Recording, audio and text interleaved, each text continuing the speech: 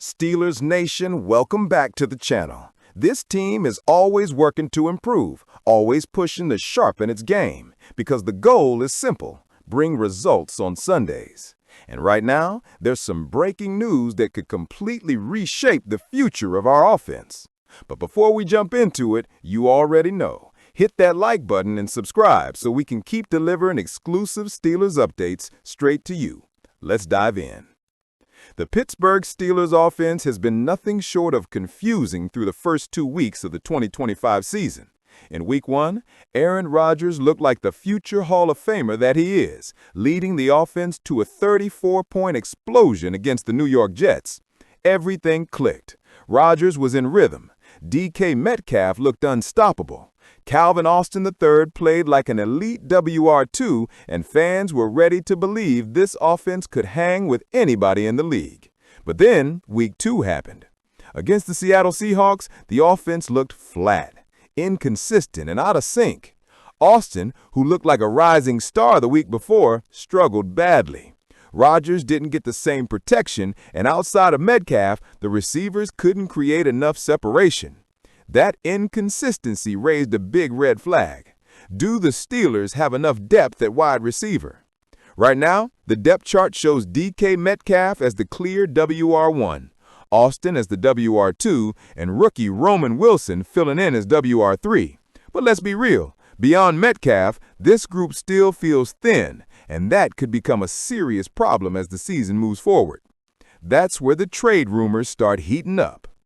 Bleacher Report's Christopher Knox dropped a report this week, and it has Steelers Nation buzzing. He listed potential trade suitors for Carolina Panthers wide receiver Xavier Legette, and guess what? The Steelers were right there at the top of the list. Knox put it simply: adding Legette would be a risk-reward move that could make a lot of sense for teams with questionable receiver depth. According to his report, a third-round pick that could escalate into a second-rounder based on production would likely be the asking price. That's not cheap, but it's also not outrageous for a player with first-round pedigree. Legette was drafted in the first round of the 2024 NFL Draft after a standout career at South Carolina.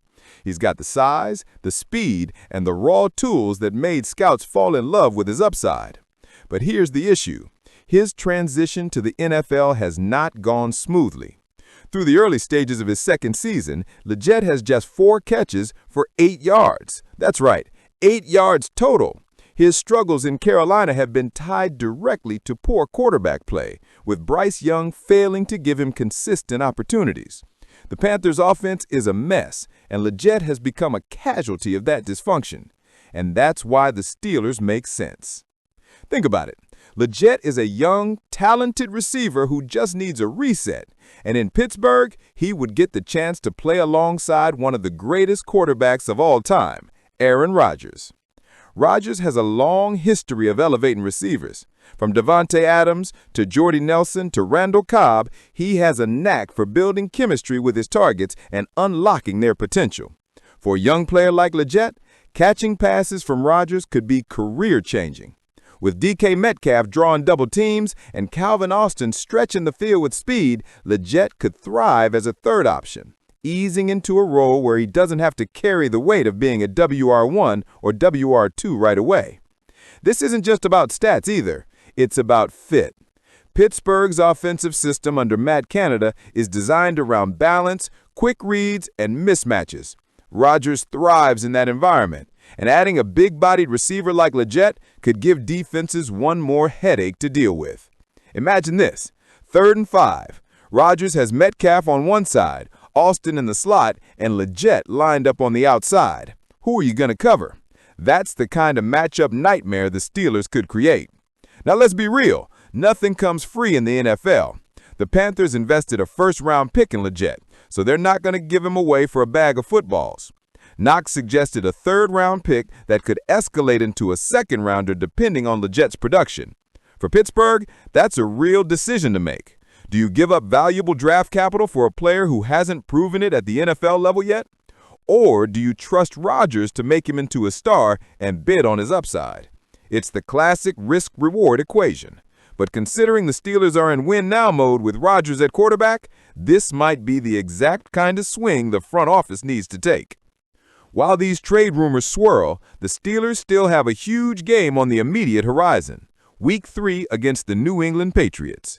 Both teams enter with 1-1 records, and neither wants to fall below halfway. But here's the big twist. New England's top cornerback, Christian Gonzalez, is out again. That's a major blow for the Patriots secondary, which has already given up 300 passing yards per game. This could be the perfect chance for Rodgers to carve up a weakened secondary, and for receivers like Austin and Wilson to bounce back after quiet performances.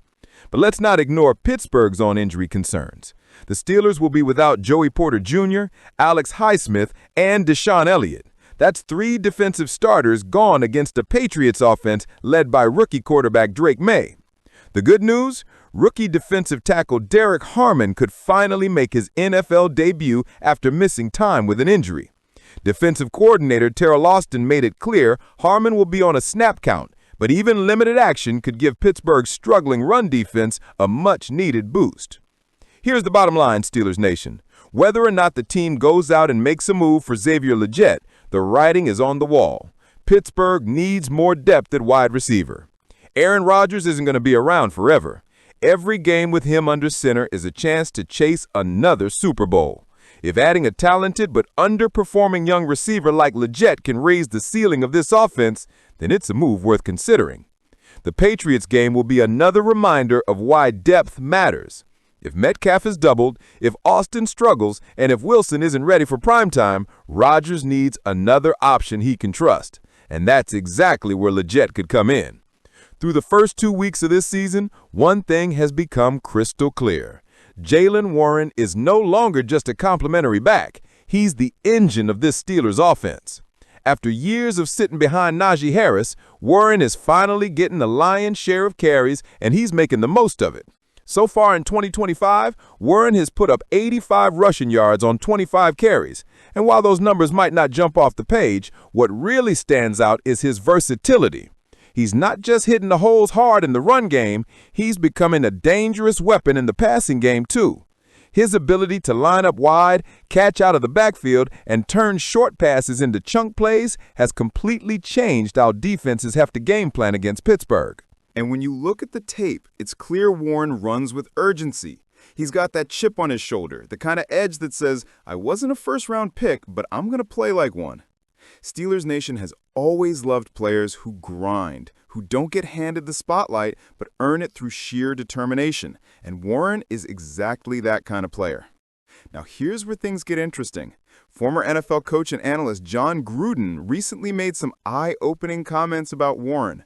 Gruden didn't just say Warren looks good, he flat out called him the best skill player on the Steelers roster right now. Think about that for a second. This is a roster that features DK Metcalf, a Pro Bowl wide receiver, a roster with Aaron Rodgers, one of the most talented quarterbacks of his generation, and yet Gruden says Warren is the guy who stands out above them all. Gruden even went further, saying Warren should be getting 17 to 20 carries per game and be featured heavily in the passing game. That's a workhorse role, Steelers fans, something we haven't really seen in Pittsburgh since the prime years of Le'Veon Bell. And honestly, it makes sense. Because if you look at Week 2 against Seattle, Rodgers didn't have his best outing. He struggled to connect consistently with his receivers, and the offense stalled at key moments. But Warren was the spark. His big catch and run late in the third quarter helped push the Steelers into the red zone and reminded everyone that he can flip a drive in an instant. Heading into Week 3 against the New England Patriots, this becomes even more important. The Patriots secondary is elite. Christian Gonzalez and Carlton Davis are going to be all over DK Metcalf and Calvin Austin. That means the Steelers will need to establish the run and rely on short passes to Warren to move the chains and keep Rodgers comfortable. If Warren gets going early, that changes the entire dynamic of this game. So, what makes Warren so special? For starters, he runs angry. He lowers his pads, breaks tackles, and turns what looks like a 2-yard gain into 5 or 6. He's also shown great patience behind the offensive line, waiting for holes to develop instead of forcing the run. But more than that, it's his balance of power and finesse.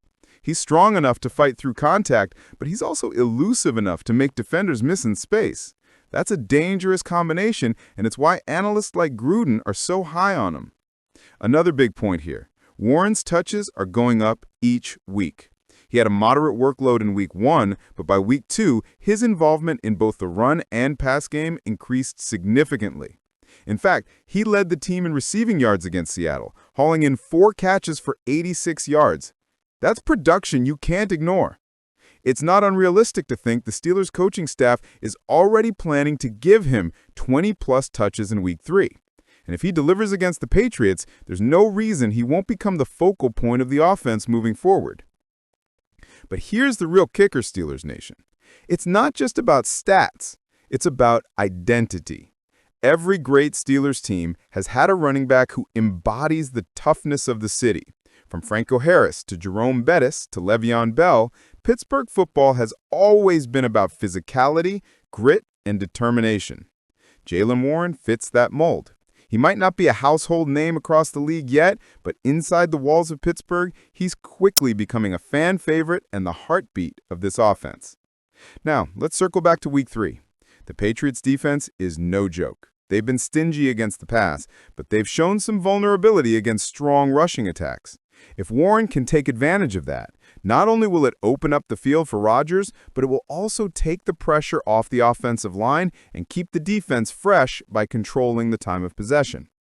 This could be Warren's breakout game, the moment he goes from being a promising young back to the guy opposing defenses fear the most. And if he pulls it off, Gruden's comments about him being the best skill player on the team won't just sound bold, they'll sound spot on. So, here's where we stand. The Steelers are 1-2, the offense has shown flashes of greatness and moments of concern, and now a potential trade target has emerged in Xavier Legette. The fit makes sense, the cost is fair, and the upside could be massive. The question now is simple. Will Omar Khan pull the trigger? Steelers Nation, I want to hear from you. Should the Steelers trade for Xavier Legette and give Rodgers another weapon, or do you think the team should hold on to its draft picks and trust the current group of receivers to step up? Drop your thoughts in the comments. I'll be checking them all out.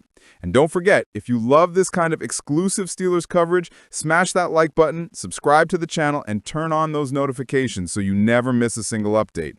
The season is young, the opportunities are massive, and the Steelers might just be one bold move away from taking the next step. Stay tuned.